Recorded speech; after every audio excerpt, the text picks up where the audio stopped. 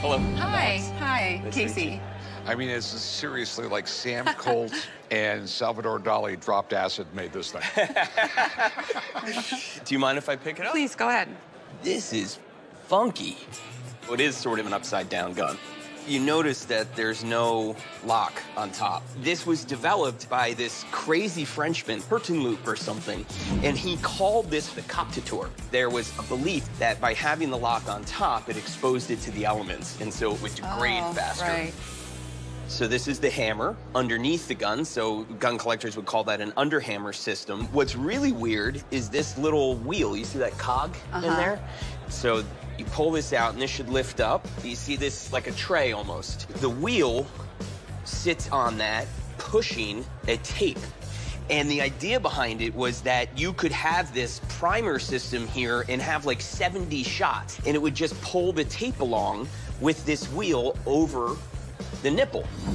Now, this is a British Border Ordnance out of service mark. Okay. So this is a trials musket in 1837. The Board of Ordnance in England was trying to find a better system for a primed musket. And this guy's patent was submitted. They tested it, and this was never chosen by the British, but they only made a handful of them. So it's incredibly rare. That's why it's like in perfect condition, because nobody ever used this gun. They only would have tested it.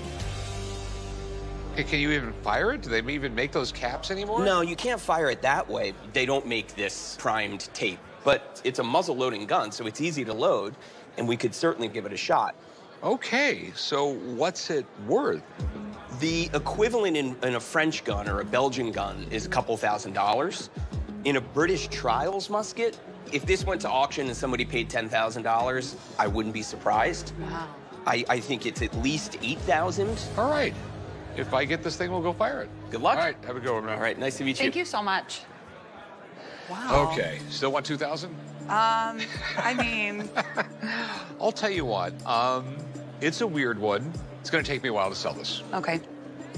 So I'll give you 5,000. Okay, I think that's probably a fair offer. All right, we got a deal? Great, thank you so much. Go right over there and they'll get you paid. Okay. I just bought myself an afternoon at the gun range. Earlier today, a seller brought in a musket made for the British military in 1837. It's super unique, and it's like nothing I've ever seen before. I paid $5,000 for it, so Alex and I are going to test it out today at the range and see if I got my money's worth or not. Well, you beat me out here. Yeah, it's nice, right? Yeah, it's pretty incredible. So I did a full inspection of it, and it is immaculate. I don't even know if it's ever even been fired, honestly. I made some paper cartridges. So this has about 80 grains of black powder with a lead ball.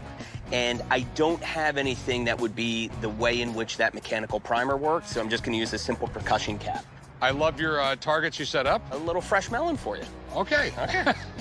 If I hit it, then we can have a snack. All right, let's see if this thing shoots. All right. Just like they did it back in the old days. Just like they did it back in the old days. All right, got my ears in. All right, I'm gonna put the percussion cap on it. To do that, I gotta pull the lever out, pull the hammer back, and now I'll put the cap on it. Okay. All right.